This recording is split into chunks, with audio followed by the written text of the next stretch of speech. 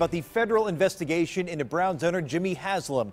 We just learned that 2 federal class action lawsuits were filed in the scandal that accuses Haslam's Tennessee company of bilking customers. Chief Investigator Ron Regan is the only local TV news reporter in Knoxville with the latest on this ongoing investigation.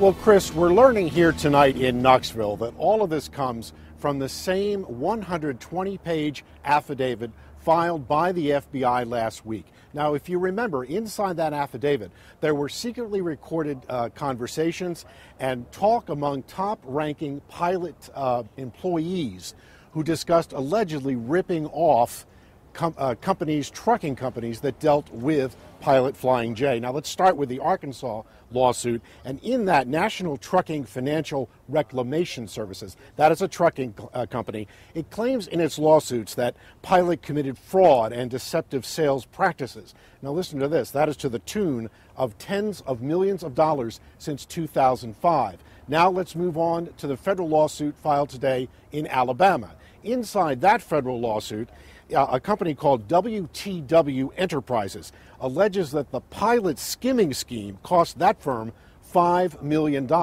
Now, this is very important. Listen to this. It also claims that Jimmy Haslam was warned of the scheme and that he sat in on the meetings. Now, all of that could be very damaging, and tonight I have talked with Pilot Flying J headquarters. A spokesperson there is checking on a response to these 2 latest class action lawsuits. That now brings the total number of class action lawsuits to 3, and as we first reported last night, more trucking companies, it appears, are beginning to sign on. Now, tonight at 11, I'm going to have a lot more about what's contained in these federal class action lawsuits, as well as what it means to the Cleveland Browns. Reporting live from Knoxville, I'm Chief Investigator Ron Regan.